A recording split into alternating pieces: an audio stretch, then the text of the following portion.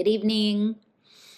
I just wanted to do a quick follow-up to my discussion yesterday about Gregg Braden's interview about his new book, Pure Human, and his ideas about sovereign divinity and technology suppressing sovereign divinity.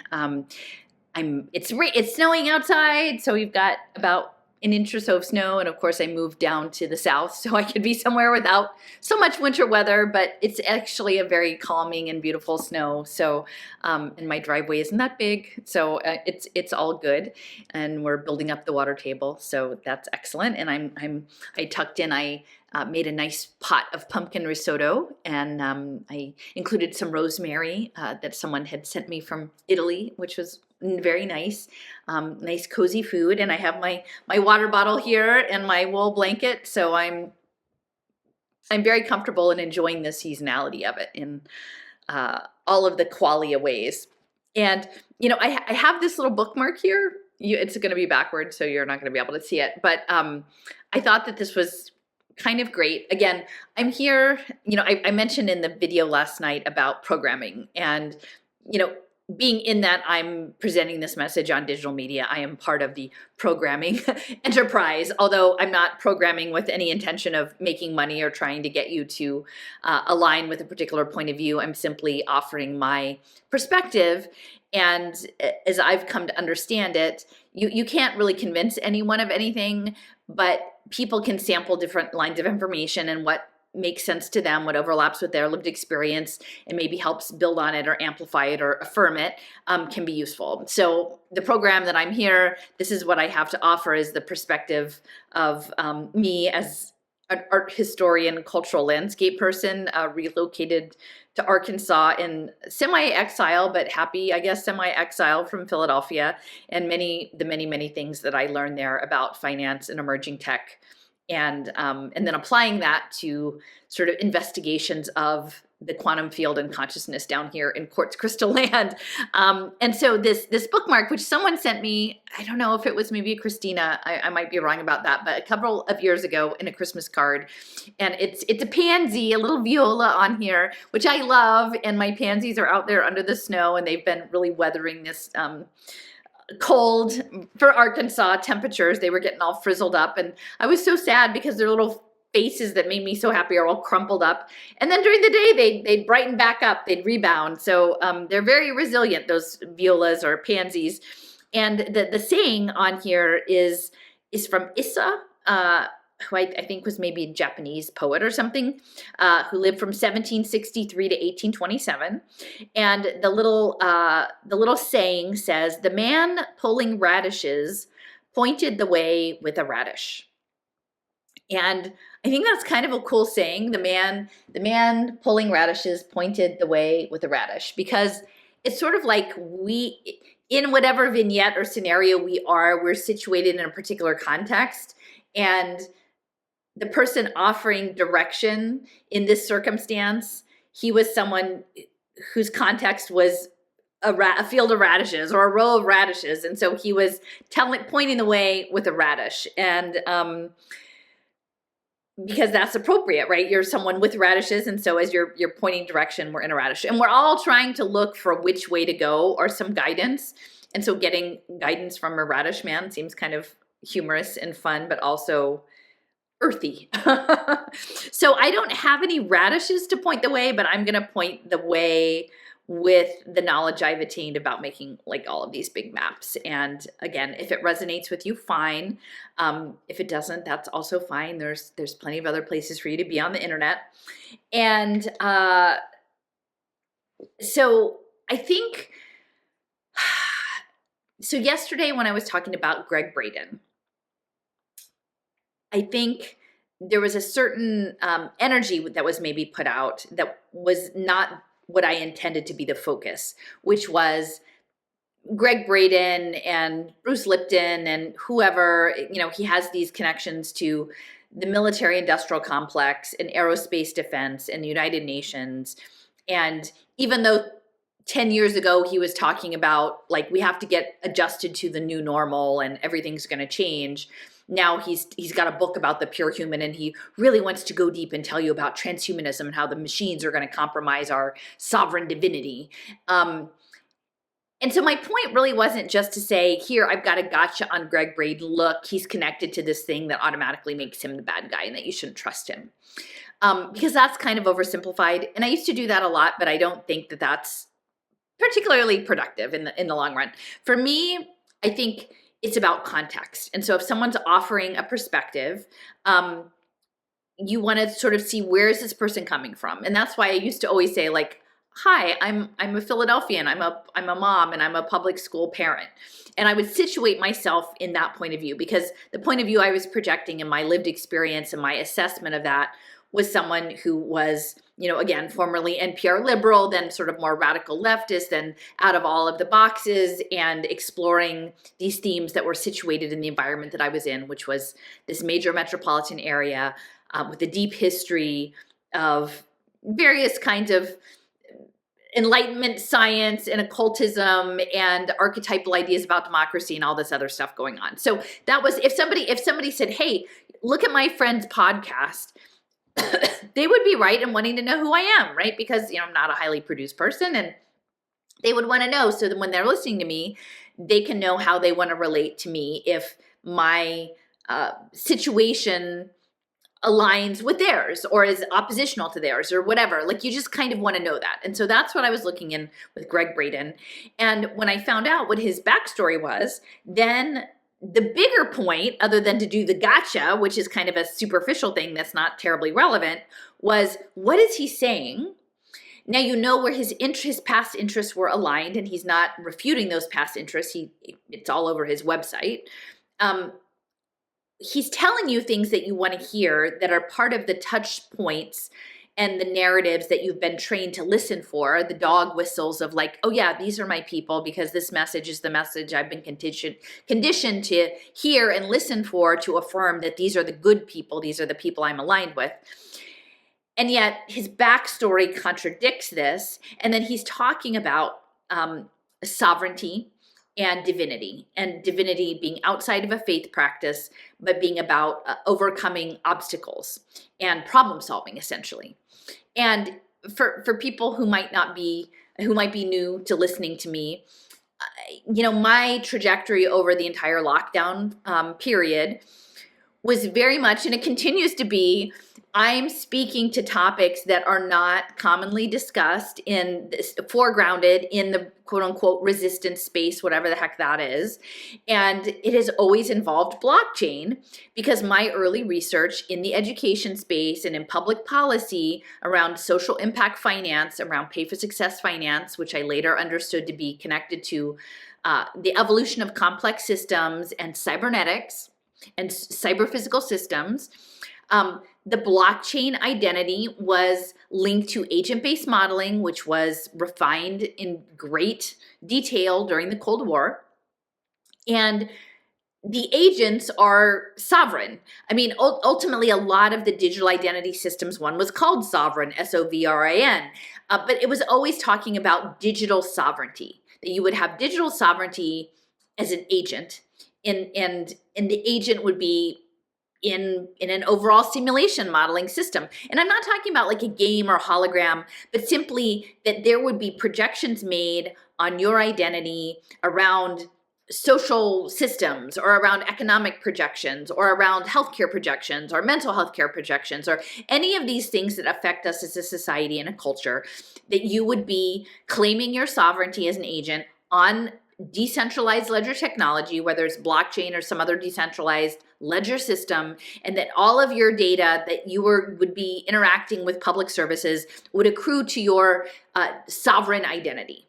And I found it really weird at the beginning that so many of these so-called freedom people were telling everybody to get on blockchain, and that the answer to the Federal Reserves and all of that stuff, the central bankers or whatever, was to be on blockchain. And I'm like, wait a minute.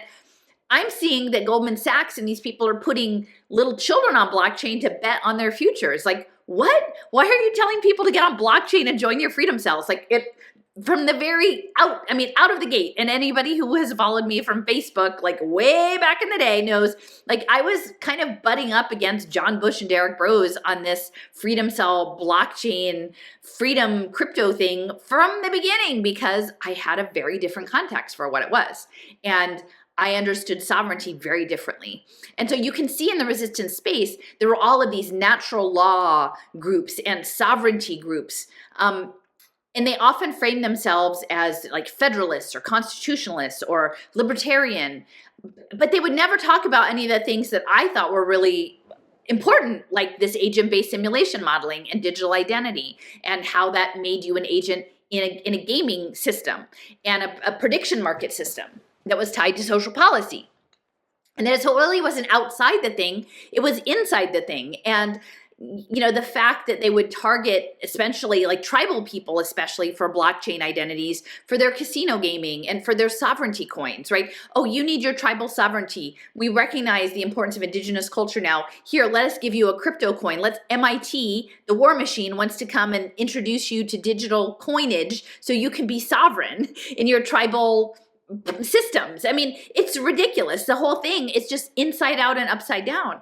And I knew this. And you know, honestly, if you kind of look at these narratives and you see the people behind and the money flowing, like here, take my class to learn how to be a sovereign citizen, you know, but most people are joiners. Even the resistance people like to join. So those are attractive narratives, and they still are. But it's a huge red flag for me when I see Braden talking about sovereignty.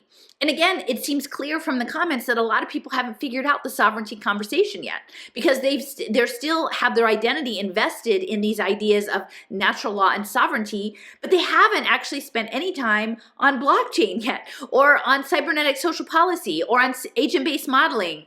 They don't know any of these things I've been talking about since 2017, and they're not going to, because they probably shelled out a bunch of money to sign up for the sovereignty class, and they don't really want to know, because then they're going to feel stupid. So, you know, again, it's their choice to be in that reality tunnel. But for me, sovereignty is a very triggering concept, and that's why I wanted to talk about it. Not, again, just to do the gotcha on Gregg Braden, but to say they, once again, right? Allison out of the gate in 2020 saying, wait, sovereignty is blockchain and you don't want to be on blockchain. It's called blockchain. You know, you don't want a blockchain identity, even if they're selling it to you as like, you know, your natural sovereign citizenship.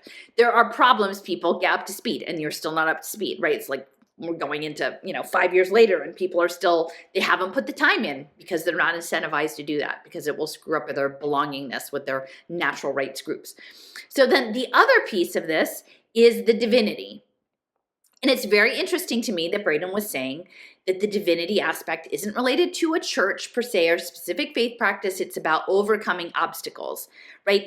And to me, this is teleology. This is cybernetics. This is goal-setting systems.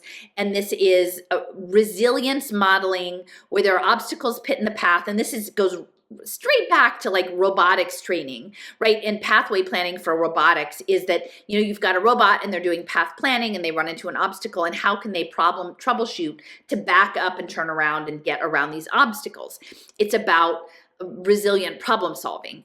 And so this is what I keep trying to convey, is that what we're dealing with are cultures and complex social systems that are nested at different layers, right? And so there are social systems that evolve, like families and community groups and online social media groups and towns and countries and geopolitics. And they're all nested, these nested layers of consciousness and managed consciousness and embodied intelligence. And these systems are evolving because ultimately, as embodied beings that are connected in the quantum field, we are processing information, connecting them to patterns, doing pattern recognition, doing planning and projection around our personal goals or the goals of our community, and then making decisions and moving forward. And so there are these very complex systems that are about to be immersed in spatial computing. Now, I will say, I think that we already are immersed in a spatial computing that probably it's part of the universe since forever. And however you want to understand this, Joseph Gonzalez is doing a lot of work on consciousness and quantum realism. And what he has added to the conversation is essentially that the outside observer that is connected to observation and wave collapse in quantum potential systems is primal consciousness. And you could understand primal consciousness as God. However you understand God, as the source of everything. And it's running in tandem, that we are an extension of that into a 3D space. And in this current 3D space, we are experiencing things that are impossible for primal consciousness and God to experience, because God knows all, sees all, there's no time, everything just is, everything up there just is. And that's sort of the monism aspect. And so if there's going to be any experience happening, it has to be this step down so that there can be causality and relationality and some perception of time and space that doesn't exist in this other realm of the infinite omnipresence. It just can't be there. And so if we imagine that God wants to experience whatever that stuff is in this other plane, we're down here doing that, and we're signaling up saying like, hey, here's my qualia, we're not necessarily conscious of it, but we're interacting, we're having experiences, we're having revelations, we're using our minds, and we're using our bodies, and we're connecting with each other and our environment. And all of this is resonating, and it's resonating in the quantum field. And it's resonating because our biology is resonant. I mean, and actually, like, we're full of these microtubules, whether they're the microtubules in your brain or the cytoskeletal microtubules. There's all these tubes and structured waters and light, and it's all resonating. We're like divine instruments and transmitters and receivers of information. And, I've said often that I really love Isaac Bentov's premise that the universe speaks to us in a language we can understand, which as an engineer, it spoke to him in engineering terms. And I think probably Joseph is more similar to that. And for me, I understand symbols and gardens and other things. So the universe, God speaks to me, or we interact. We have, informal conversations in objects and plants and stories.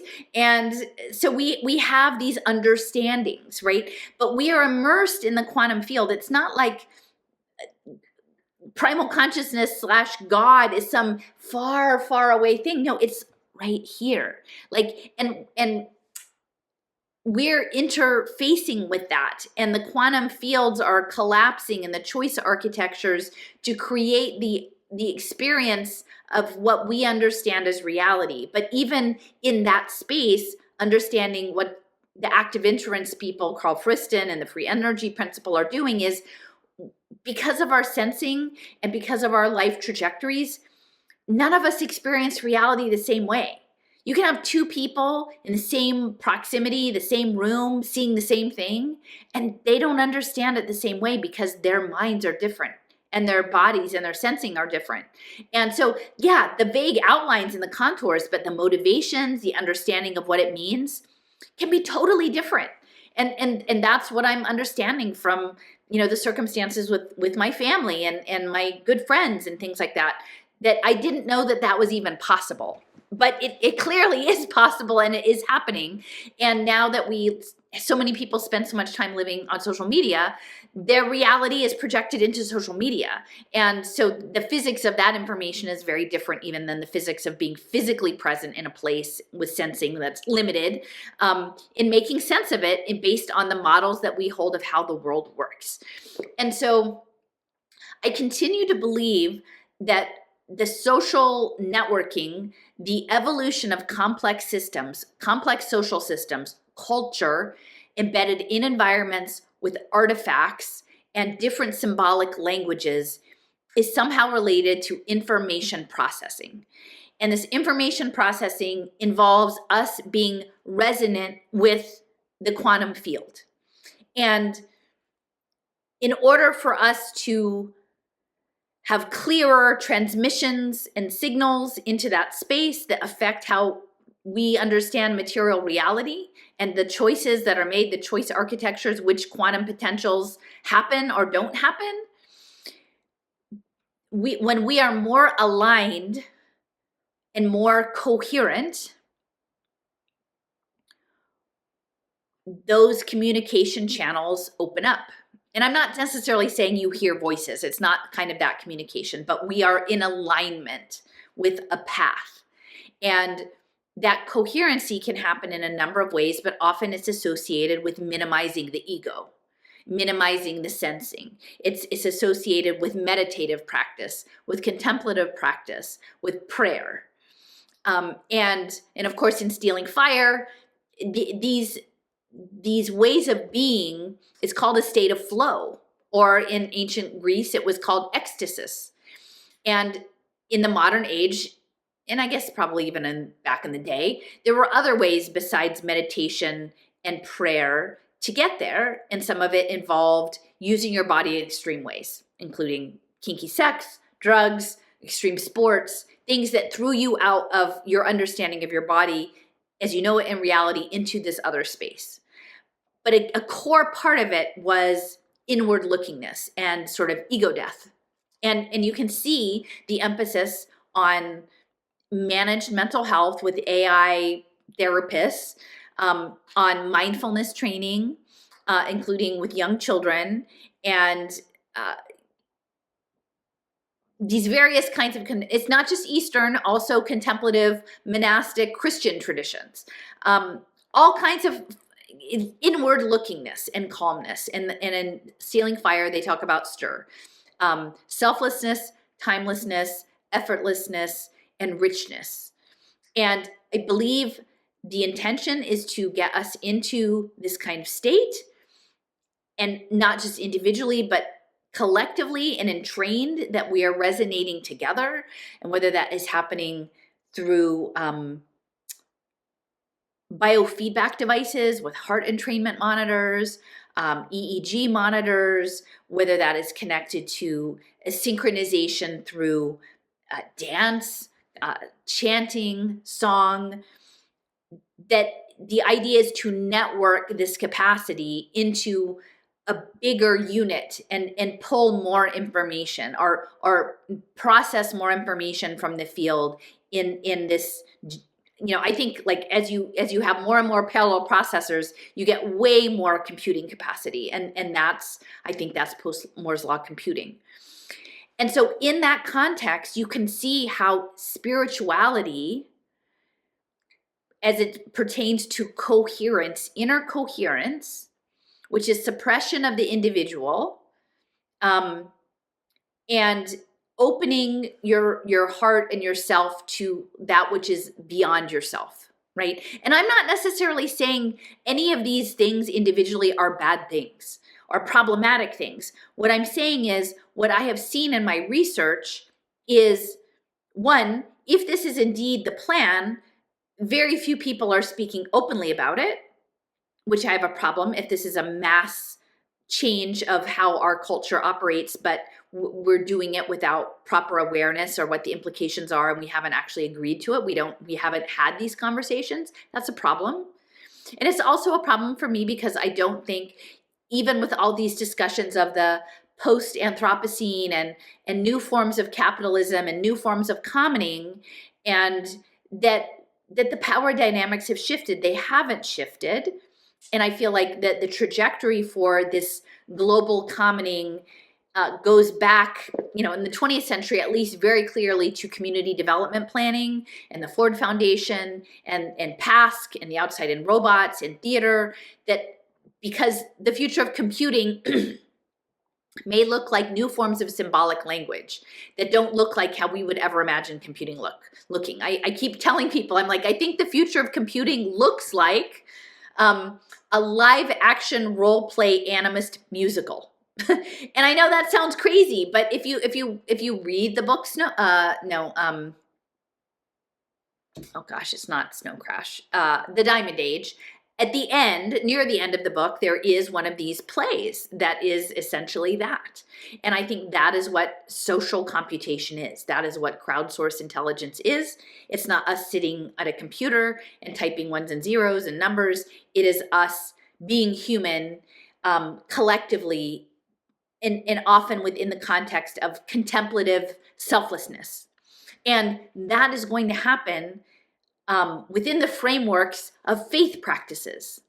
And whether that's an Eastern faith practice and you're doing yoga and meditation and mindfulness, whether that's a Christian faith practice and you're attached to a megachurch and you're doing all sorts of ministry work, those things still apply.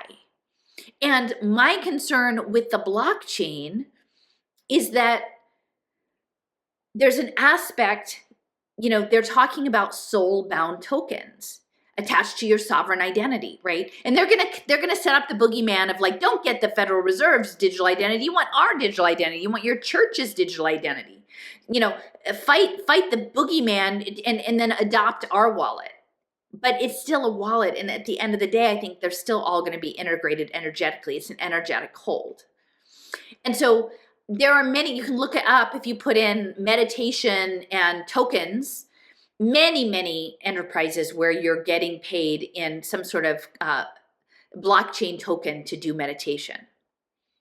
And that's really not unlike, the Institute for the Future blockchain map, where they're saying, well, we want to rent the cycles of your toaster, your smart toaster, when you're not using it to burn crypto. It's Melanie Swan saying, well, we would really like to rent the unused brainwave cycles while you sleep on blockchain and then give you a revenue stream. And that's connected with the UBI payments that are coming. But it's embedded in a spiritual practice. Again, if you're a New Age ascension, the light workers are going to have their tokens, the megachurches are going to have their tokens. The yoga meditation folks are going to have their tokens. Everything is going to be tokenized, and there's these soul-bound tokens. And then the tokens, in my opinion, are connected to a language architecture. And they're like this compressed meaning that's flowing. It's this flow state of exchange and pattern recognition. And I can't speak exactly to how it's going to work, but I in my heart, I know that this is the future of human computation, and it needs coherence and selflessness, and that is going to happen within a spiritual context. And so, even when I just understood it not as quantum superposition and, etheric information transmission and metaphysics and integral cosmos and all of these other things that I've since come to integrate into my view, even when I was just saying, are we going to turn poor people into bonded securities and trade them? And then churches were going to be central to this, because remember Dee Hock, I've talked about Dee Hock, and he was the president of Visa, and he was based out of Utah. I'm not sure if he was a member of the LDS Church, but chances are, if he wasn't, he was integrated. He was affiliated with the LDS Church, and that at the end he went and he joined the United Religions Initiative, which was building on ecumenicalism. And in order for this post Moore's law computing to happen, all of the different faith traditions and their tokens are going to need to be interoperable. And that's sort of where you're going to have a model like Bancor, Galila Banarzi, and the sacred economics of Charles Eisenstein to have some sort of exchange of the different tokens. And that's the interfaith ecumenicalism, right? Because I was just listening to, I've read Cryptonomicon before, but I wanted to listen to it again. Actually, the audio narration on that one isn't great. It's Neil Stephenson's novel, and it has these two story arcs. It's a 42-hour read aloud, so it's like a doorstopper of a book. And there's two story arcs. One is set in World War II about cryptography. So all the stuff I was saying about William Friedman and the NSA and encryption, that's all related. And then the other story is a parallel story with Descendants, which is sort of like these archetypes that have to do with it's around 2000 was when the book came out. So it was early crypto and fintech in the Philippines tied to these gold holdings with Japan in World War II and hiding gold in the Philippines. So there were these two things about encryption. And one of the characters, as a child, was sort of a savant with music and math and understood pipe organs. And so later on actually constructs a computer based on tubes and pressure differentials and flow states. And there are the different presets of the tubes and the pressure. And that needs to be applied. That idea of computing with pressure in inputs and outputs is related to this digital economics. And the digital economics being an evolutionary economics, and not just evolving you as an individual, but evolving social systems as a whole. And so what I was saying yesterday about Fordlandia in the rubber part of the Amazon in Brazil, and no one understanding why Henry Ford did that, I didn't realize that Henry Ford had a background he was interested in reincarnation, and he was good friends with Thomas Edison, who was a theosophist, and they worked on electric cars together. And there was a really interesting interview with Henry Ford with Murshid or Hayat Inyat Khan, a Sufi mystic back in the day before he died. And it was all about this stuff, but in a mystical contemplative, but like quantum potential and past lives and information theory and harmony. And so I think this idea of the organ pipes and the tubes in the computing is like the digital economics, and the presets can be part of these programs under the Sustainable Development Goals, which is something that clearly Gregg Braden and what's his face are aligned with that in the UN SDGs. And all of that's being pushed by the Ford Foundation, which is Henry Ford's money. And what was he? He was a systems engineer. But it wasn't just the system of his factory. He was also engineering social systems, company towns, wages so that the workers could buy one of his cars. He had a meta level. And so, so we're dealing with the emerging technology and tokenization, evolving complex social systems in spatial computing with sensors and actuators and digital money, not just central bank digital currency or digital dollars, but community currencies. It's the digital community currencies that Charles Eisenstein and Sepp Kamvar are promoting via Cello that have been piloted in the refugee camps. Those are the ones, and they would likely be used in intentional communities of faith. And I wrote a long paper a while ago about the refugee situation, and it included a discussion of the Vatican and also this organization called Focolare, F-O-C-O-L-A-R-E. And this woman, I think her name was Chiara Lubitsch, who doesn't sound particularly Catholic. And she was from, I think, Trento, which is a center of the social physics that Sandy Pentland and MIT Media Lab were doing in Italy. And they were building these contemplative communities. And it's very easy to see how conscious capitalism, literally conscious capitalism, right, will be integrated into these, and it will be like the Georgist, not to say that you will own nothing and be happy, but it is a cooperative, right? And so Henry Ford was also in correspondence through Woodrow Wilson's daughter with Mira Alfaso in Auroville. And I think that the folks at Auroville were looking at trying to get the Ford Foundation to underwrite a lot of their work in developing Auroville as this sort of postmodern collectivist, a spiritual community backed by UNESCO and the Indian government. And so these ideas are not new, right? They've been coming since the 50s and 60s.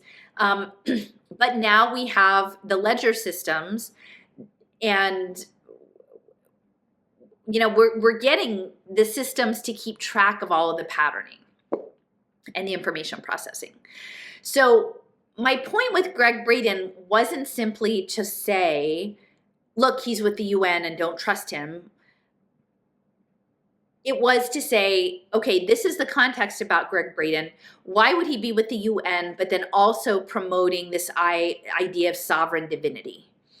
And what I'm trying to offer you here is, and I have it threaded through many of my other videos. I don't have just one video that pulls it together, but is like, why do we have Peter Drucker, the Austrian lead on management science, who was connected to Claremont, which is where the process uh, uh, philosophy people are based, also in Claremont, different school, but same milieu, right? Peter Drucker, and then with Bob Buford, the cable TV mogul from Tyler, Texas, he is the one who they set up the Christian megachurch movement. And not just in Texas, like California had a bunch of megachurches. In the upper Midwest, these megachurches are superorganisms.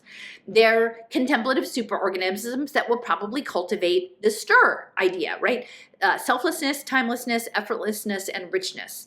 And what I'm asking, I'm not here to slap a label on this and say it's automatically bad or evil, or the people connected with it are bad or evil. But what I'm saying is, we need to understand the technology, and we need to understand why. If there is information processing happening through some sort of abstract symbolic aspect of our creative lives, of our inner spiritual lives, of our relationships with one another and the environment, with our dancing, with how we raise our children, with, how we garden. All of these things can be abstracted into symbols and then used and encrypted in different kinds of communication systems. And if that is the case, we need to know more about what this is. I've shared before about Gurdjieff, and one of his students, J.D. Bennett, set up a whole lifelong learning spiritual practice in England. And it was in, I think it was Gloucestershire. I'm terrible at saying this, but it's like the base where MI6 is. And so we have to go back and revisit what exactly are intelligence communities. What is this intelligence? Is it something in the field? Is it coming from primal consciousness? Is it coming from God? Is it, we need to know more before we can, in good faith, from our values, move forward, right? I keep saying to the Christians, would Jesus blockchain Head Start kids in the church basement? I don't think so, right? And each community is going to have to come to their own understanding of what that is. And some may choose to blockchain the Head Start kids, right? And say, well, it's a social safety net, and we're giving them a leg up. So it's certainly worthwhile to check the inputs and outputs against this human being and what their future earning potential is, and so on and so forth. But then let's just be very clear about it, so that those of us who don't find that ethical can move to a different space, and we don't need to actually be involved in those sorts of efforts. And the same with ashrams, right? And the same with synagogues or mosques. All of I'm not pointing any one finger, because if what this is like a symphony, or it's an orchestral enterprise, it's an opera, it's an organ piece played, you need resonance of all these different pipes, right? You don't just want one. There's not just like, oh, it's the Christian pipe, it's really big, it just makes a really loud noise. No, you want a range, right? You want a range of different contemplative practice, including a lot of the new agey lightworker stuff. And then you want to be able to hit those notes when you want them. And then you want to have the programs and the presets. And then ultimately, is it going to be a player piano? Is it going to be a player organ? And will we know if that's the case? And if the player organ is something different than if God were playing the organ, or primal consciousness were playing the organ. So I continue to have more questions, and I'm not here to be absolute about it. My point in the previous video was simply to say, here's some information being presented. Here is a theme. It sounds like what you want to hear, and yet if you back up a little bit, you see that there are inconsistencies, and therefore, why would it be advantageous for someone who is aligned with the UN program to be now spouting that he's concerned about transhumanism and protecting your spiritual divinity. Because I think that that protection of your spiritual divinity will be to retrench in your community, divine spiritual communities of choice, put up the barricades, get your community currencies on, be ready to block yourself off from the evil world outside and trade tokens internally. But in doing so, my sense is that you're becoming part of this giant pipe organ that's going to be played by some level of intelligence that we don't understand yet. And maybe we don't have the capacity or the words or the stories to explain what this is. I'm sort of at a loss. There's a lot more I have to buckle down and work into phenomenology and different aspects of philosophy. It was really interesting. I was watching that Harvard Albert North Whitehead lecture, 100th anniversary, and I can't, you can't stop me if I've said this already, so I might have said this already, but essentially, like, one of the coincidences that happened, and it's a small coincidence, but they were discussing how Albert North Whitehead's ideas about process philosophy, which again, the main proponents of that are in Claremont, California, which also happened to be where the Drucker Institute is based.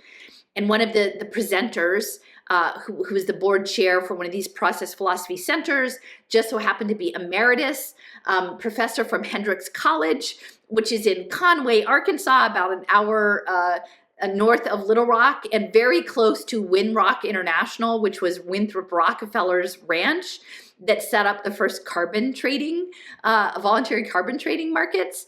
And this ranch happens to back up to Petit Jean State Park, which the part of the park when I went to visit, it has a beautiful, amazing waterfall.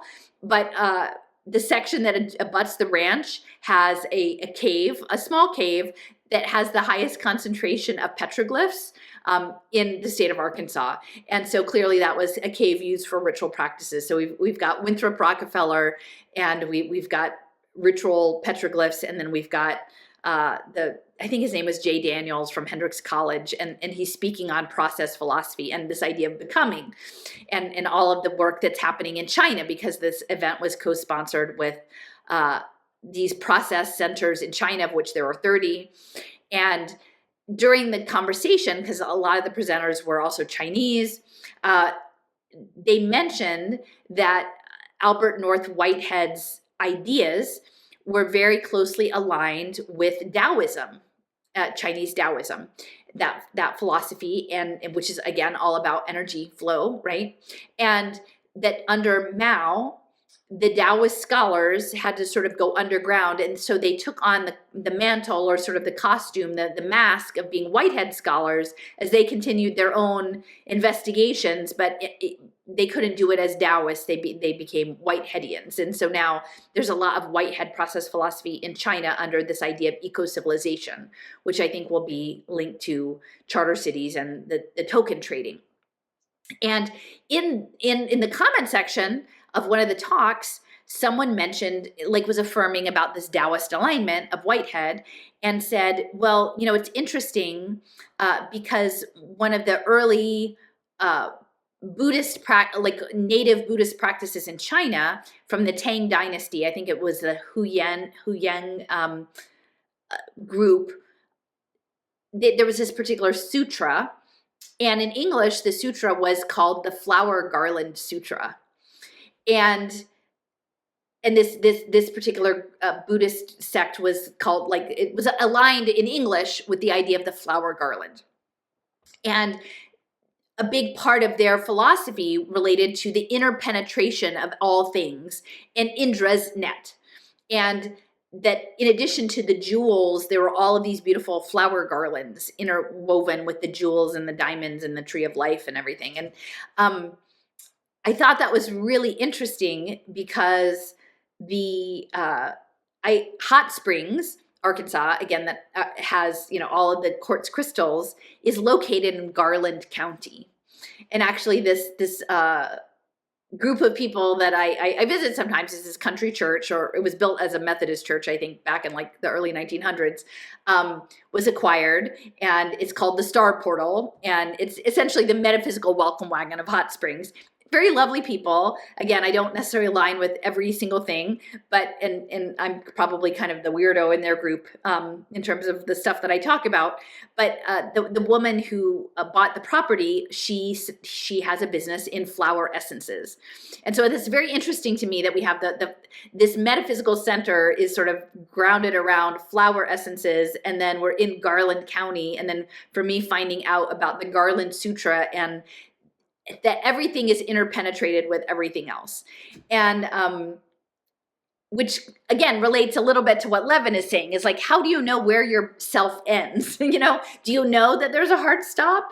Because like those cells are like showing up and dying, and then you've got bacteria on there, and then you have your aura, right? You have your energy body, and then you're hanging out with people and you're interpenetrating each other's energy systems. And like we are all interpenetrated. We're all resonating and tweaking each other's electrodynamic waveforms. And so I'm not sure what to make of all of it. I'm not here to pronounce judgment, but what I am continuing to ask is that I'm looking for more people to play in the space of systems evolution and complexity and tokenization and information theory, communication, and spirituality and the quantum field and consciousness and the divine. Like, I think all of these things are pretty amazing. And like, I don't know exactly where we're going. I mean, by this spring, I'll have some radishes and I can point in some directions of exploring. And, you know, I'm grateful to still have, you know, a small group of people to do this exploring. And I get that not everybody is built for doing this. Like, I'm not saying I'm better for doing it or you're worse if you can't do it, but I'm just trying to, I don't know what Jason used to say, raise the bar. I continue to try to raise the bar, right? There are these important ideas. It is actually important that you understand the tokenization of spirituality and faith communities. However that presents, because this noosphere thing is around the world, all the things, right? You know, whether it's coming under the banner of Sharia law, or it's coming under the banner of Tikkun Olam, or whether the Vatican is going to solve their poverty with all this stuff, or whether it's, you know, whatever the, you know, purpose-driven life, teleology there. I mean, it's woven into it. So it behooves us to try to like look under the hood and figure out how these things are. You know, and then I will also say, and maybe I'll tack this on at the end so you have a sense of it, but, you know, Levin is looking at cells as information carriers, transmitters, and receivers, and then taking them outside of their electrical containment system of being in a certain tissue, and then using, and then once they're removed from that overall electrical containment system, then they have all these other potentialities that become available. I think interacting with the quantum field, and this is how they're building these anthrobots and these xenobots. And again, I'm not co-signing that I agree that life should be used that way. I have a lot of ethical questions, but at the same time, if we're looking under the hood, we need to actually look and see. We don't want to be like, oh, that's terrible, so I don't want to know about it. Like, we should actually know what they're doing. And so a lot of this idea about electrical potential and programming, and again, thinking about this and consuming digital information being programming, that he was talking about the selves, and then how many selves are in a cell, and even like multiple personality disorder, you know, and things like the future of biomedicine being somatic psychiatry, and the fact that our bodies are really, really important in all of this, and how we work with our bodies. You know, another synchronicity, I go to this movement class once a week, and you know, ironically, the woman that runs it, did I say this already about the energy? Anyway, the theme of the day was energy. So that was another yin yang thing. But Gurdjieff was also talking about being asleep and waking up and to your potential. And I feel like it is about an energetic system. And again, I'm not co-signing the human potential movement. There's a lot of issues there, but I'm seeing these things happen over and over again. And so in one of the clips that I put up the other day, it was with Levin and one of his postdocs who happened to also be from Arkansas.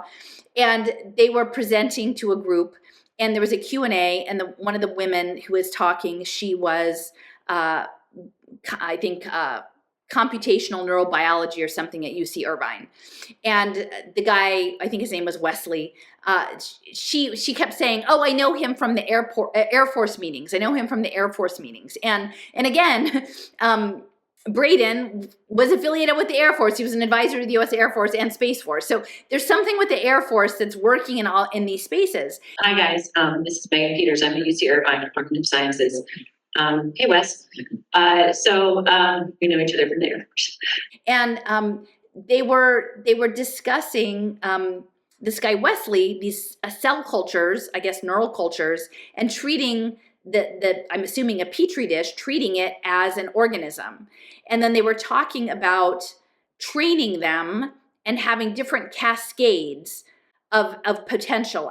We know each other from Air Force meetings, so the plan now. I mean, we've done other experiments. Just to say, like an asterisk on the end of mine, we're also doing some where we reverse these conditions, or instead of the reward being no stimulus, we're doing a regular stimulus. We're editing all of that to see kind of how does that change the learning curve. But then, similar to the work Mike talked about it in genetic regulatory networks, where computationally we explored all the different types of classical conditionings. Could you destroy them? Could they come back? What happens when you break this piece and that piece? Planning on doing all of that in the cultures as well. So essentially, we're trying to come up with this suite of tests, basically treating these cultures as animals. So I don't train them for more than like an hour a day. I think they get fatigued. I make sure that when I feed them, I train them at a certain time. I try not to let them get bored. I just assume that they are that complex. In the worst case, I'm overcautious. But best case, I learned something new from it. Because what's interesting to me is I made it seem simple that these bursts come from the left or just the right, but really they come from specific regions. So there may be like multiple behaviors or things that cause a cascade left to right, or multiple start points that go from right to left. And what's interesting to me is I'm looking for something to steal other neuroscience things and memory and things, is what does that engram look like? Because here you have multiple ways to generate kind of the macro scale behavior that I'm looking for, kind of like degeneracy in a sense. Like if left to right is one behavior, there's multiple ways to get there. And seeing how, when I do this type of training, dependent upon the stimulations that I'm giving, what parts of like the network architecture are rearranging themselves. And if we can find something engram-like, can you do something like extinction? Could you, in a different context, bring that back up again? Could you switch this kind of learning off and on? Like in context A, I want you to only do right to left. In context B, I want you to do left to right. Can you go back and forth between those things? What happens when I take the tissue that's been trained and connect it artificially to a tissue that hasn't been trained? So the answer to the question is there's a lot of work to do, but the plan is to take all of that great stuff, especially at this Air Force meeting. Everyone go ask Megan about it. It's a lot of great work there. And applying all those tools to what we're doing in culture. I guess within the Petri dish, and them being responsive. And it turns out that the woman who had asked the question was connected through, I believe it was UCLA, was researching under Haquan Lau. And Haquan Lau had, he was at UCLA, but before that he was at Riken, which was a consciousness institute in Japan. And he was a spokesperson for Harmony UBI. And so I think, again, if you think about a culture and then these cascades, which might be what's his guy, Per Bach, with the sand piles and the drop, and then where is the slump and the avalanche, that there's this point of criticality.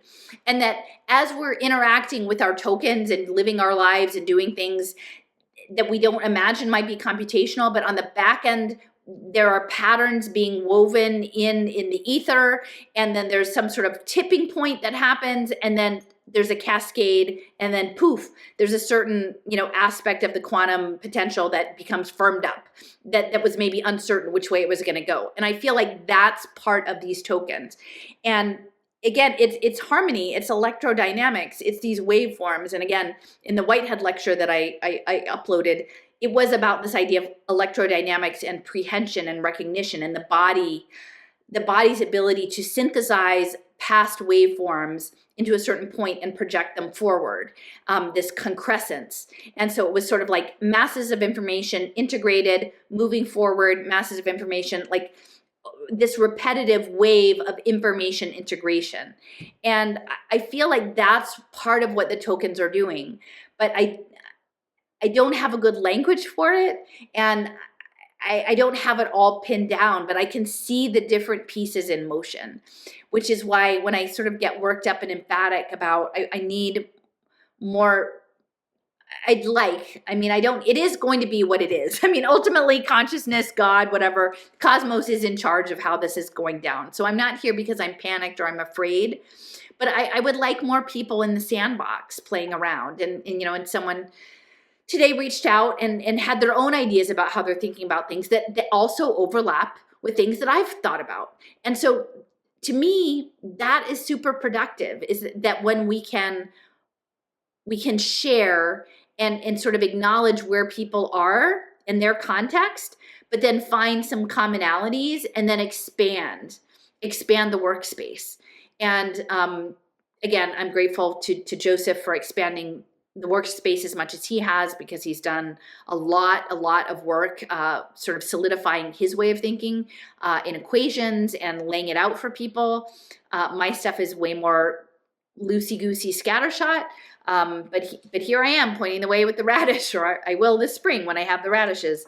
So I hope this helps. There was someone who was like, well, I liked what Gregg Braden says, and I'm going to incorporate it into my eurythmy practice, and maybe, and find that helpful. And I get it. Like, I'm not against eurythmy, just like I'm not, I'm interested. I'm doing this body movement class with integration. There is something super important about the body. But what I need for people to know is that in the future, there's going to be wellness, social prescribing, dance classes on blockchain with tokens that may be computational. And so when I'm really emphasizing, I need you to know social impact investing. I need you to know social prescribing. I need you to know second order cybernetics. I need you to know systems evolution and evolutionary economics. I need you to understand that soulbound tokens are going to be linked to quantum coherence and spirituality. These are all topics that are rich. I've only scratched the surface of this, but the programming is not like, I don't know, Joseph was telling me today, there was something, about training neural nets and things, and there's tokens that give weight to certain things to reinforce certain aspects. And I know realistically, these kinds of conversations are always going to be downvoted as noise, because there are other conversations that they need you to be engaged with that are going to move you and give you a narrative to step into the game that's been built, and to feel good about stepping into the game that's been built. Whether that means like clocking in with a QR code to your eurythmy class or your taekwondo class or what have you, your square dancing class, that the chances are most people are just gonna click in and do it. I mean, I think that was one of the things I really ran sideways with my ex-husband, was Philadelphia had all these pop-up beer gardens that he enjoyed going and hanging out and having a beer in the park. But after the lockdown stuff, it all went to QR codes. And I was like, I'm not giving up a QR code to go sit in the park, in this little fenced area in the park, and drink a beer. I'm not going to do that. I know too much to fall into that practice. And it wasn't that big of a deal for him. And then that was just sort of, again, one of those drip, drip, drip, sand pile cascade slump things that happen. And now I'm here in Arkansas and enjoying the snow, and it's pretty out there. So I think that's all I have to say for tonight. But again, for the person who was asking about the eurythmy, I need you to understand a little more about social prescribing and tokenization. It is going to involve abstract, computational, symbolic logic that looks like us doing things in the world, interfacing with artifacts in the world. I think that's why the NFTs went after art and music that create, NFT poetries. Like, we had augmented reality poetry in Philadelphia with Niantic and the Knight Foundation. That is going to be part of this abstract logic system. And, I just need to know more. Like, tell me more of what this is really about, because I can see the surface of it. I can kind of look sideways and I can see it emerging, but I don't know enough to actually be able to take a strong position. And everything tells me that the power dynamics that have been in play for most of the 20th century have not changed. They're only escalating and concentrating. So you're going to have to do a good job convincing me otherwise before I agree to go along much further. So, all right. Good night, everybody.